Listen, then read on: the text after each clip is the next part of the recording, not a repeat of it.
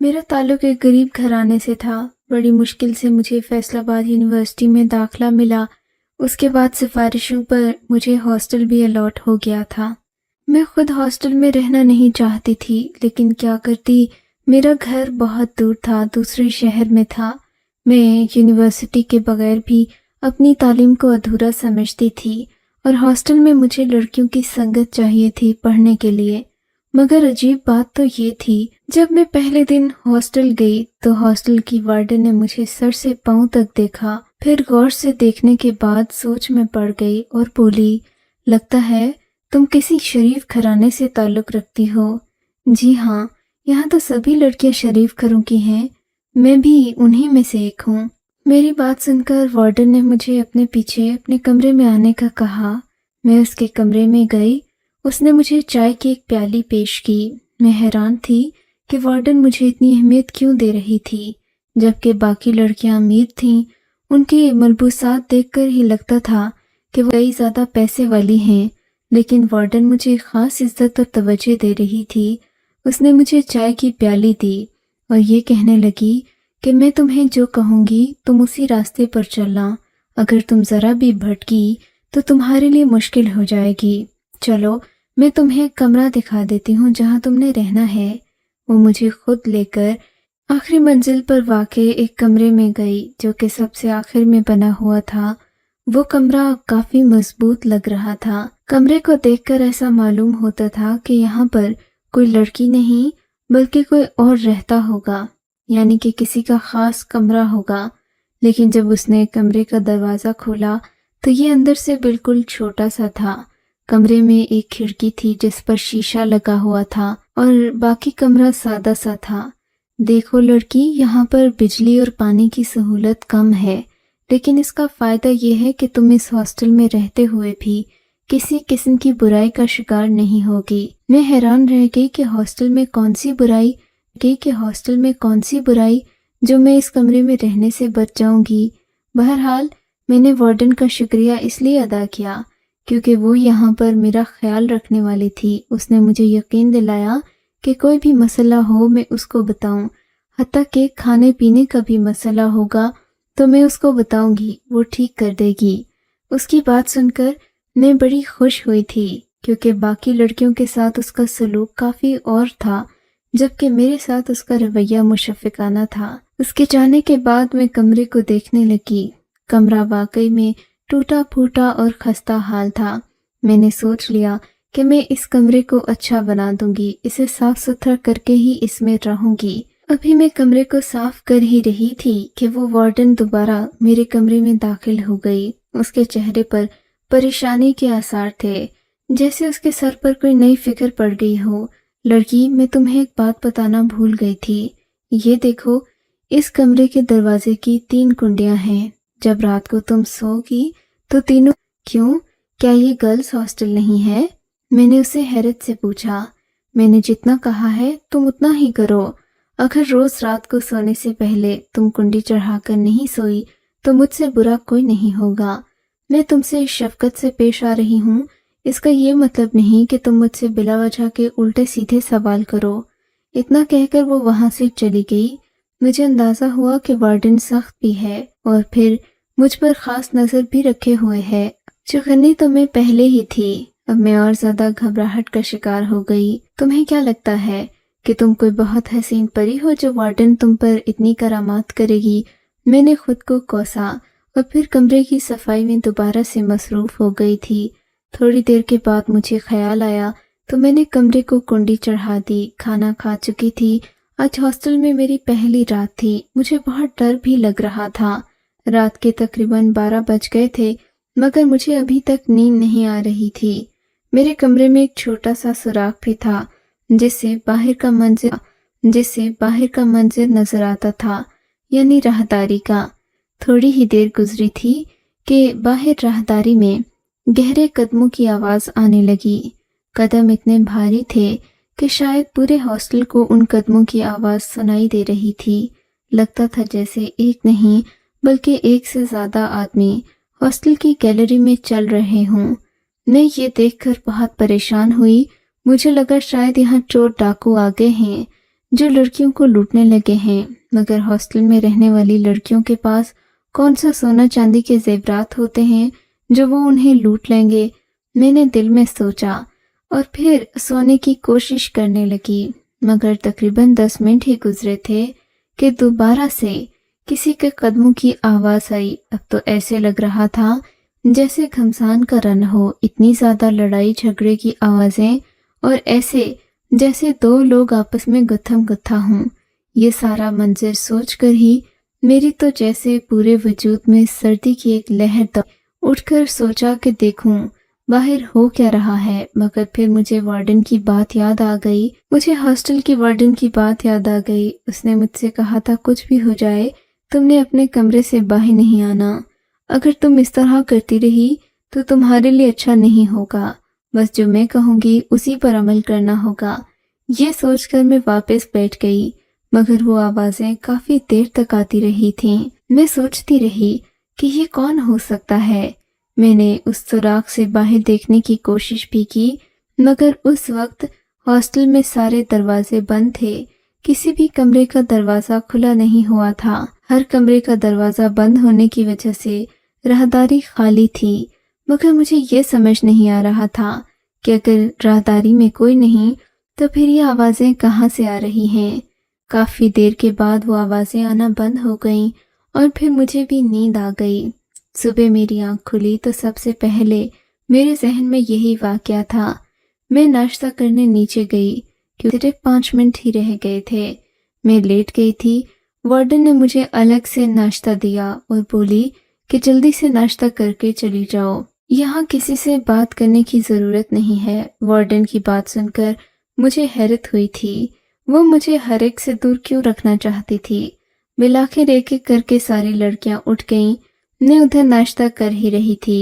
Warden ने भी अपना नाश्ता खत्म कर लिया था। मैं उसके करीब जा पहुंची और उसे रात वाला सारा वाकया सुना दिया। यह सुनकर उसकी आंखों में गुस्सा सा आ गया। उसने मेरे मुंह पर उंगली रखकर इशारतन मुझे खामोश रहने का कहा और फिर सरगोशी वाली आवाज में बोली, तुम्हें पता नहीं कि तुम क्या कह रही हो। मैंने तुम्हें 100 बार मना किया है कि ऐसे मामलात से दूर रहो लड़की। जब तुम एक शरीफ घर की लड़की हो तो शरीफ घर की लड़की ही बनकर रहो। हर एक मामले में दिलचस्पी लेना जरूरी नहीं है तुम्हारा, और अगर तुमने यहाँ पर पढ़ना है तो इन बातों से दूर रहो। उसकी बात सुनकर मैं चुप हो गई थी। मेरे पास और कोई चारा नहीं था। मैंने कहा कि मैं आइंदा नहीं बोलूंगी, मगर आप मुझे ये तो बता दें कि आप मेरा इतना ख्याल क्यों रखती हैं। इस बात पर वो मुस्कुरा दी और मुझसे कहा कि मैं अपनी यूनिवर्सिटी चली जाऊं। मैंने मजीद बहस नहीं की क्योंकि उसका रवैया कभी भी बदल जाता था और मैं उसके बदले हुए रवैये को समझ नहीं पाती थी, डरती भी थी। मैं यूनिवर्सिटी चली गई। शाम को मैं वापस आई तो राहदारी से गुजरते हुए मुझे एक कमरे से किसी के सिसकने की आवाज आई। मैं फितरतन बहुत ज्यादा तजस्सुस वाली तबीयत की मालिक थी। मैं उस आवाज का पीछा करने लगी। तभी मुझे ऐसा महसूस हुआ जैसे आवाज मेरे साथ वाले कमरे से आ रही थी। मैं फौरन उस कमरे में गई। अंदर झांक कर देखा तो एक लड़की बिस्तर पर लेटी हुई थी। 2 उसके करीब बैठी हुई उसे तसल्ली दे रही थीं, जबकि वो मुसलसल सिसकियां ले रही थी। मुझे दरवाजे से अंदर झांकता पाकर उनमें से एक लड़की फौरन से उठी। मेरे मुंह पर दरवाजा खटाक से बंद। उन्हें मेरा अंदर झांकना अच्छा नहीं लगा था। मुझे बहुत बुरा लगा कि इन लोगों ने मुझे इस काबिल भी नहीं समझा कि मुझे अपना मसला बताती। जाहिर है मुझे क्यों बताती मसला, मैं तो यहाँ किसी से बोलती ही नहीं थी। भला हो वार्डन का जो वो मुझे किसी लड़की से बात तक नहीं करने देती। मैं चुपचाप अपने कमरे में आ गई। आकर अपना खाली बस्ता देखने लगी जिसमें किताबें नहीं थीं। मैं घर वालों से 2-3 बार पैसे मांग चुकी थी क्योंकि मेरे पास ना ही किताबें थीं न नोट्स खरीदने के पैसे थे, लेकिन अभी तक उन्होंने मुझे कोई रुपए नहीं भेजे थे। मैं इसी वजह से परेशान थी। परेशानी में मैंने ना ही कोई किताब खरीदी और न पढ़ाई पर ध्यान दिया। ध्यान देती भी कैसे, मेरे पास पैसे नहीं थे। मैं भी इन्हीं सोचों में गुम ही थी कि कमरे के दरवाजे पर दस्तक हुई। मैंने दरवाजा खोला तो सामने एक लड़की खड़ी थी। लड़की ने काफी खूबसूरत कपड़े पहन रखे थे। हुलिये से वो काफी अमीर मालूम होती थी। मुझे देखते ही कहने लगी, परेशान हो? हाँ, काफी ज्यादा परेशान। मैं अपने कमरे में जाकर बिस्तर पर बैठ गई। मैं दिल ही दिल में शुक्र कर रही थी कि किसी ने आज मुझसे बात तो की, वरना वार्डन हॉस्टल की किसी लड़की से मुझे बात नहीं करने देती। मैं अभी बैठी ही थी कि उसने मेरा हाथ पकड़ लिया। मैं हैरान हो गई। उसका हाथ तो रुई की तरह मुलायम और नरम था। जबकि मैं गांव से आई थी, घर में मुख्तलिफ काम करने की वजह से मेरे हाथ पत्थर की तरह सख्त थे। उसे देखकर मैं रश्क करने लगी कि वो कितनी अच्छी जिंदगी गुजार रही है। तभी उसकी नरम और मुलायम सफेद जिल्द थी, जबकि बाल भी सलीके से बंधे हुए थे। मेरे पास तो ढंग से बालों को धोने के लिए एक शैम्पू तक नहीं था। मुझसे कहने लगी, तुम फिक्र नहीं करो, कोई भी परेशानी है तुम मुझे बता सकती हो। दिल ही दिल में मैं वार्डन को गालियां देने लगी। वो कितनी खुर्रांट औरत थी जिसने मुझे अभी तक एक भी लड़की से दोस्ती नहीं करने दी। अगर मैं पहले दोस्ती कर लेती तो मुझे इतनी परेशानी का सामना ही ना करना पड़ता। मैंने अपनी सारी मुश्किलात उस लड़की के सामने रख दी। मेरी बात सुनकर वो हंस पड़ी और बोली, ये भी कोई परेशानी वाली बात है? तुम्हें कितने पैसे चाहिए? मुझे 3,000 रुपए चाहिए। मुझे किताबें और कुछ नोट्स वगैरह खरीदने हैं। मेरी बात सुनकर उसने अपने बैग में हाथ डाला और हजार के नोट निकालकर मेरे हाथ पर रखे। मैंने गिने तो मेरी हैरत की इंतहा न रही।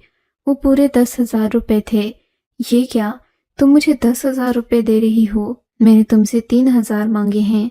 कोई बात नहीं, तुम ये इस्तेमाल करो, जब तक चाहो लौटा सकती हो। मुझे कोई जल्दी नहीं है, और वैसे भी तुम अब मुझे अपनी सहेली ही समझो। जितने पैसे चाहिए हूँ मुझसे मांग लिया करो। उसकी बात सुनकर मैं हैरान हो गई। आंखें तो फटी की फटी रह गईं। सोच नहीं सकती थी कि कोई इस कदर मुझे नवाज देगा, वो भी एक बार कहने पर। मैं बहुत खुश रहने लगी। 3,000 रुपए की किताबें लेकर मेरे पास बाकी पैसे बच गए थे। अगले दिन वो मेरे पास आई और कहने लगी, शाजिद लेकर चलो, तुम्हें अच्छे अच्छे कपड़े दिलाऊंगी। वैसे भी उस 6,000 रुपए का क्या करोगी जो तुम्हारे पास बचा होगा? हाँ, मैं भी ऐसा ही सोच रही थी। देखो ना, मेरे आसपास कितनी लड़कियां हैं जिन्होंने अच्छे अच्छे कपड़े पहन रखे हैं, मगर मेरे पास पहनने के लिए कोई भी कपड़ा नहीं है। अच्छा, वो मुझे लेकर मार्केट चली गई। उसने मुझे काफी किस्म के कपड़े लेकर दिए, मगर वो एक भी मैं पहनना नहीं चाहती थी। वो काफी ज्यादा मॉडर्न लिबास था। लेकिन कंदीला मुझसे कहने लगी कि तुम ये कपड़े पहन लो, तुम पर खूब जचेंगे। तुम पहाड़ी लड़की हो, तुम्हारा रंग भी गोरा है, ये पहनकर तुम कोई मॉडल नजर आओगी। उसकी बातें सुनकर मैं खुश हो गई थी। मैंने वो कपड़े सेब तन तो कर लिए, मगर मुझे डर भी लग रहा था कि अगर वार्डन ने देख लिया तो कहेगी कि मैं भी उन्हीं लड़कियों के रंग में रंग गई हूँ। मैं जब बाहर जाती तो बड़ी सी चादर ओढ़ कर जाती, ताकि वार्डन को ये चीज पता न चले कि मैंने इतने खूबसूरत और इतने मॉडर्न मलबूसात पहन रखे हैं। पता नहीं क्यों उसकी नजर मुझ पर ही रहती थी। उसी रात मैं अपने कमरे में बैठी हुई थी कि मेरे कमरे के दरवाजे पर हल्की हल्की दस्तक होने लगी। मुझे लगा कि शायद मेरी वो सहेली ही होगी जिसने मुझे पैसे दिए थे। मैंने झट से दरवाजा खोल दिया। वैसे भी इस हॉस्टल में मुझे किसी का डर महसूस नहीं होता था। मुझे अब वार्डन की बातें बेकार लगने लगी थीं, जो हर वक्त बिला वजह मुझे डराती रहती थी। मगर जैसे ही मैंने कमरे के दरवाजे को खोला, सामने एक लड़का खड़ा था। उसकी आंखों में शराब का नशा था और चाल भी ऐसी लड़खड़ाती हुई जैसे वो अभी अभी नशा करके आया हो। उसे देखकर तो मैं डर गई थी, इतनी डर गई कि मैंने मारे डर के चीख मारना चाही। उसने आगे बढ़कर मेरे मुंह पर हाथ रखकर मुझे खामोश करवाने की कोशिश की, तो मैं यकदम मुझसे लड़ पड़ी। तुम कौन हो? क्यों आए हो यहाँ? निकलो मेरे कमरे से।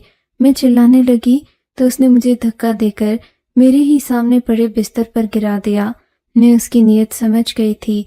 जिस अंदाज में वो आगे बढ़ रहा था मैं समझ चुकी थी कि वो किस नीयत से मेरे कमरे में आया था। मैं अपने कमरे से भागने लगी तो उसने मुझे फिर बाजू से पकड़कर नीचे पटका। मुझे उसकी हिम्मत पर हैरत हो रही थी। तुम यहाँ कैसे आए हो? कौन हो? दफा हो जाओ यहाँ से, सुअर कहीं के। मेरे मुंह से निकलती गालियां सुनकर वो हैरत से मुझे देखने लगा। یوں جیسے اسے ان چیزوں کی توقع نہ ہو مجھ سے۔ میں تو سوچ رہا تھا کہ تم نخرے کر رہی ہو، مگر تم تو راضی ہی نہیں ہو مجھ پر۔ ہاں، میں کیوں راضی ہوں تم پر؟ کون ہو تم اور کس مقصد سے آئے ہو؟ میں تیز تیز چلانے لگی۔ میرے ناخن اس کے چہرے پر لگ چکے تھے اور وہ شدید زخمی بھی ہو چکا تھا۔ بڑی ہی پاک بنتی ہو تم نے مجھ سے 50,000 روپے لے کر کھائے اور اب کہتی ہو کہ تم مجھے جانتی نہیں ہو۔ اسی چیز کی قیمت ادا کی تھی اور آج تو میں خاص تمہارے لیے آیا ہوں۔ تم ایسے نہیں کر سکتی۔ میرا پیسہ کھا کر تم مجھے دھوکہ دے رہی ہو۔ میں نے کون سا پیسہ کھایا تمہارا؟ خدا کا خوف کرو، میں تو کسی کو جانتی تک نہیں اور کل بھی نہیں جانتی۔ تم یہاں آئے ہو، تمہاری ہمت کیسے ہوئی؟ ابھی جا کر میں سب کو بتاؤں گی۔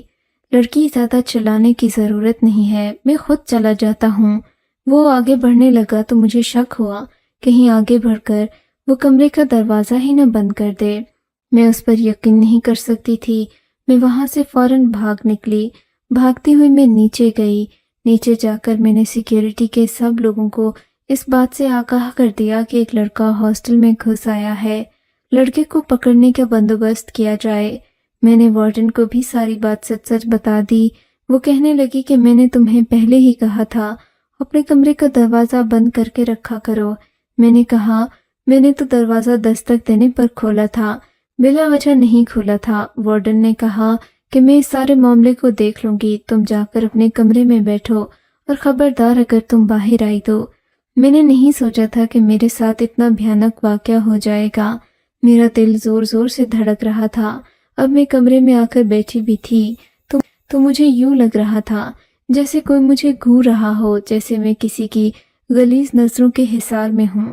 میں خود کو کوسنے لگی۔ اتنے میں دروازے کے باہر ایک لڑکی آ کر کھڑی ہوئی۔ اس نے دروازے پر دستک دینا شروع کر دیا۔ میں دروازہ نہیں کھولنا چاہتی تھی مگر وہ میری محسنہ تھی۔ اس کا نام نبیلہ تھا۔ میں نے دروازہ کھولا تو وہ سامنے ہی کھڑی تھی۔ نبیلہ، شکر ہے کہ تم آ گئی، میں بہت پریشان ہو گئی تھی۔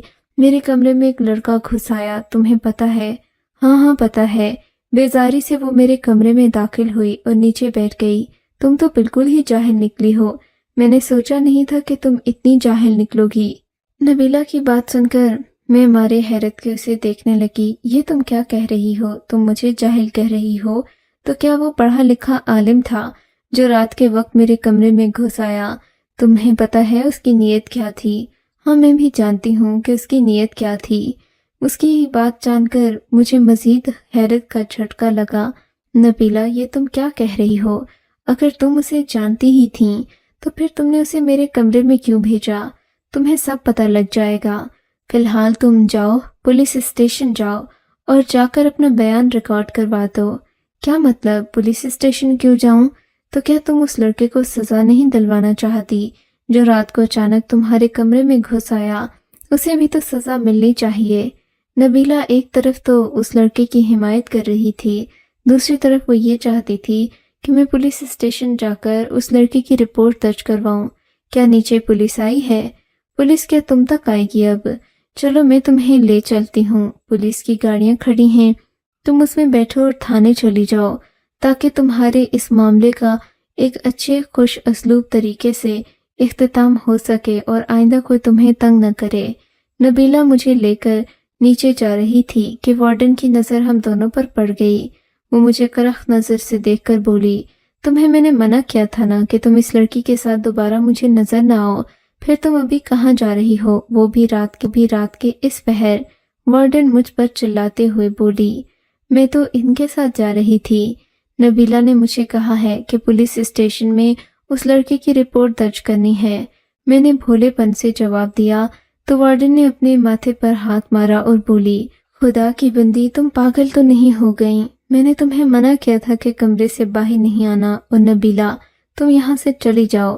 کیا آج کل تمہاری اپنی دکان نہیں چل رہی جو تم اس لڑکی کے پیچھے پڑ گئی ہو؟ مجھے اس لڑکی کی ضرورت نہیں، میں اکیلی ہی کافی ہوں۔ نبیلہ یہ کہہ کر وہاں سے چلی گئی۔ وارڈن نے میرا ہاتھ سختی سے پکڑا اور مجھے باہر لے آئی، مجھے کھڑکی کے پاس لا کر کھڑا کیا۔ باہر دیکھو، تمہیں کیا نظر آ رہا ہے؟ میں نے دیکھا تو باہر کچھ بھی نہیں تھا سوائے ایک کالے رنگ کی بڑی سی گاڑی کے۔ یہ تو گاڑی ہے، کیا تمہیں کہیں سے بھی یہ پولیس کی گاڑی نظر آتی ہے؟ وارڈن نے مجھے دھکا دے کر پوچھا تھا۔ نہیں تو یہ تو عام گاڑی ہے۔ اب تم دیکھ لینا اس گاڑی سے نکلے گا کون۔ 2 منٹ تک یہیں بیٹھ کر انتظار، اور وہی لڑکا نکلا جو تھوڑی دیر پہلے میرے کمرے میں آیا تھا۔ میں یہ دیکھ کر حیران رہ گئی کہ یہ وہی لڑکا تھا جو میرے کمرے میں آیا تھا۔ وہ ادھر ادھر دیکھ رہا تھا جیسے کسی کو ڈھونڈ رہا ہو۔